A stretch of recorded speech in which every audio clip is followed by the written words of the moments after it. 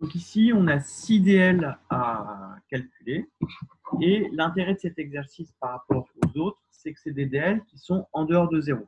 Sachant que nous, on a souvent l'habitude de corriger des DL, de calculer des DL en 0. Alors, petit a. Allons-y pour le petit a.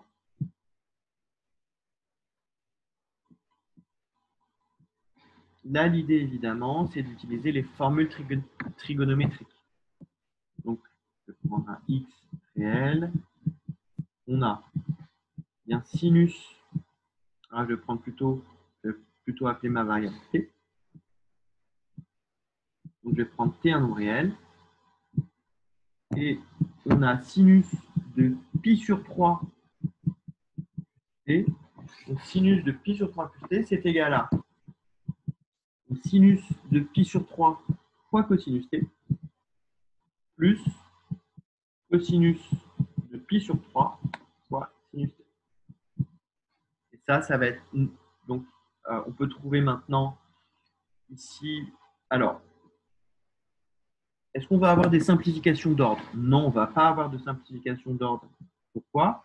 Parce que en pi sur 3, alors, peut-être que si, en fait. En pi sur 3, bah, sinus ne vaut pas 0, donc ça ne va pas pouvoir commencer par quelque chose en t. Okay. Donc ici, ça ne va pas simplifier. Et en revanche, ici, cosinus de 3x en pi sur 3, ça fait cosinus pi. Alors cosinus pi, je vais me faire un petit cercle trigonométrique. Hop, là j'ai pi, donc cosinus pi, ça fait moins 20. Donc on va pas avoir de simplification. Donc il faut bien qu'on cherche nos deux DL à l'ordre 2. Alors, sinus pi sur 3, bah alors je vais dessiner mon pi sur 3. Hein, je sais qu'il est plutôt grand. Bon, bah, le cosinus de pi sur 3 vaut 1,5 et par conséquent, le sinus de pi sur 3 vaut racine de 3 sur 2. Donc ça nous fait du racine de 3 sur 2, facteur de 1 moins t carré sur 2 plus petit o de t carré. Plus cosinus pi sur 3, donc je viens de dire que ça fait 1 pi. Et ici, c'est assez intéressant, hein, remarquez qu'un del à l'ordre 2 de sinus, c'est bien t plus petit o de t carré. Parce qu'il n'y a pas de terme en t carré.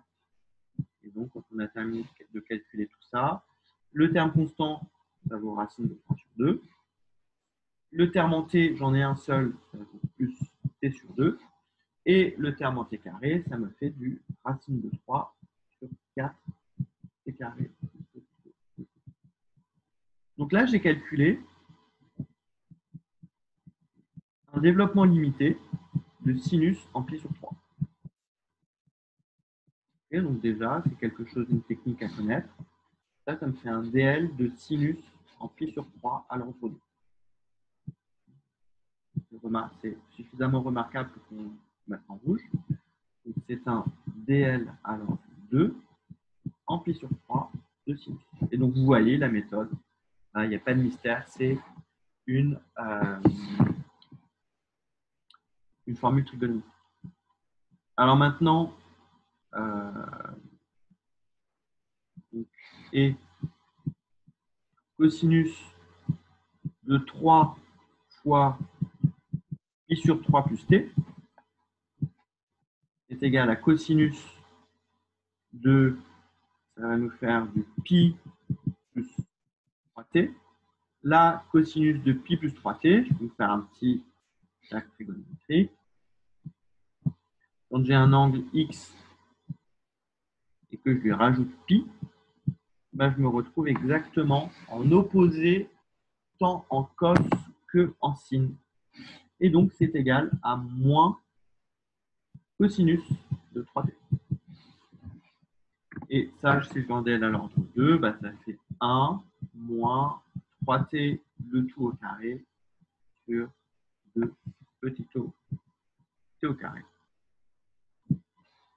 Et donc, ça me fait moins 1 plus 9 t carré sur 2 plus petit o de t au carré.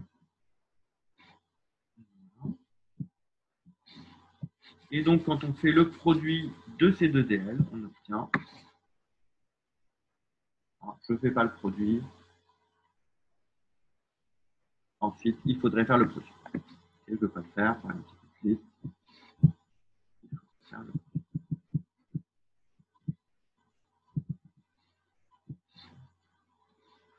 Il faudrait faire ensuite le produit.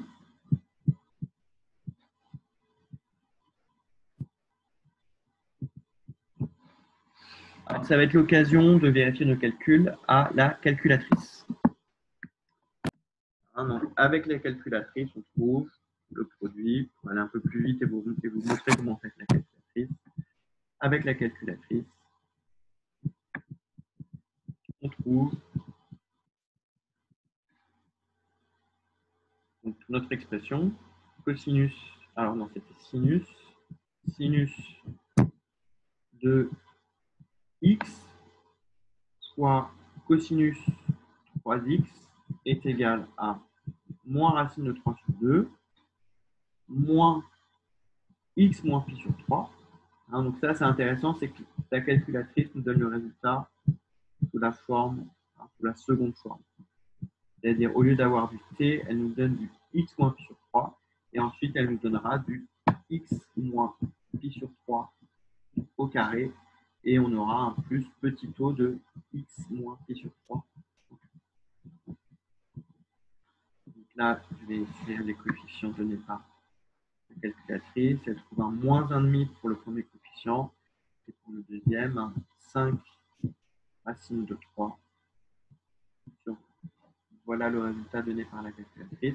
On peut écrire aussi sinus de pi sur 3 plus t fois cosinus de 3 fois pi sur 3 plus t est égal à moins racine de 3 sur 2 moins t sur 2. Le t, je vais mettre une couleur peut-être. Moins, ici je vais avoir un t, ensuite je vais avoir un t carré, et ensuite je vais plus petit o de t. Ça, c'est une autre façon. Il y a deux façons d'écrire les DL.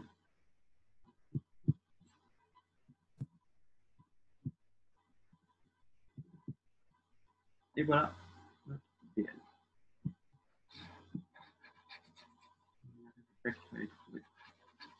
Donc, voilà pour ce premier calcul. Alors, le deuxième calcul qu'il fallait faire dans cet exercice, c'était racine de x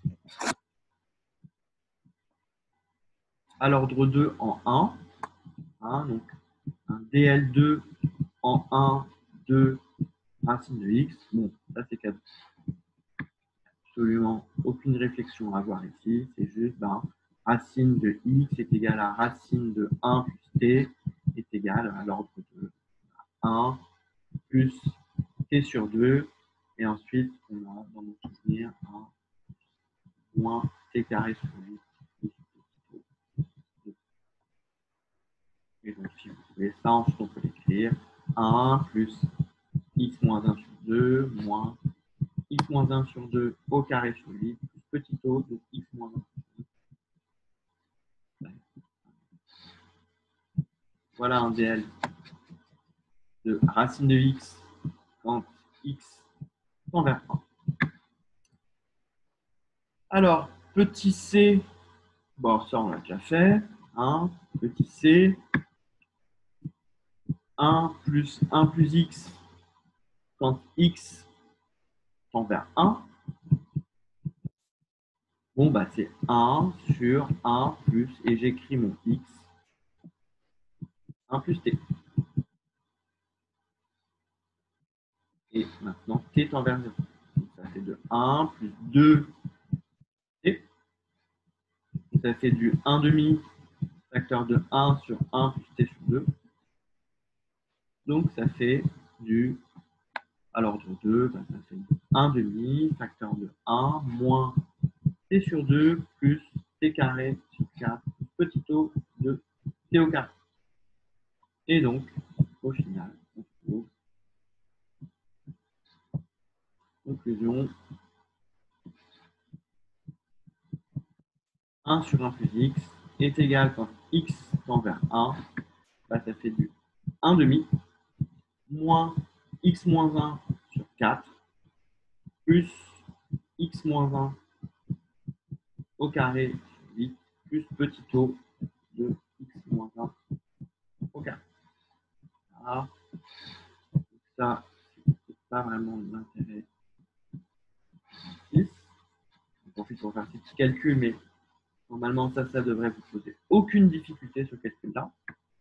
Alors, en revanche, pour le petit d, c'est ça que je voulais vous montrer. Et moi, je feuille. Petit d, ici, on veut un dl à l'ordre 3 en 1 de exponentielle.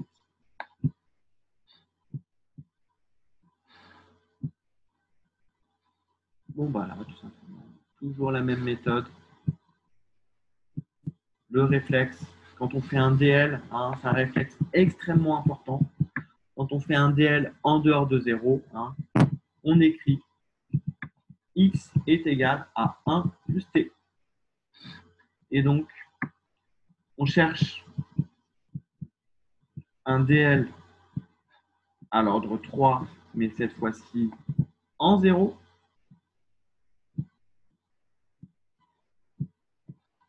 De la fonction exponentielle fois 1 plus t. Ça, c'est vraiment quelque chose à retenir. Pour faire les DL, on utilise cette méthode. Et donc là, on écrit tout simplement que exponentielle de 1 plus t, bah, c'est égal à e fois exponentielle. C'est égal à e, facteur de 1 plus t carré sur 2 plus t cube 6, petit o de t cube. Et donc, on a bien noté. Et ça fait e t plus e sur 2 t carré plus e sur 6 t cube plus petit o. Si on veut éventuellement l'écrire à l'autre mode, on obtient que exponentielle x est égal quand x tend vers 1 à e plus e fois x moins 1 plus e sur 2 fois x moins 1 au carré moins e sur 6 fois x moins 1 au cube plus petit o de x moins 1. Notre écriture possible.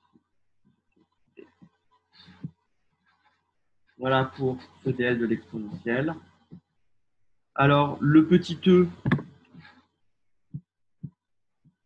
hein, le petit e, ici, je ne vais pas le faire, c'est la même chose, hein, un changement de variable.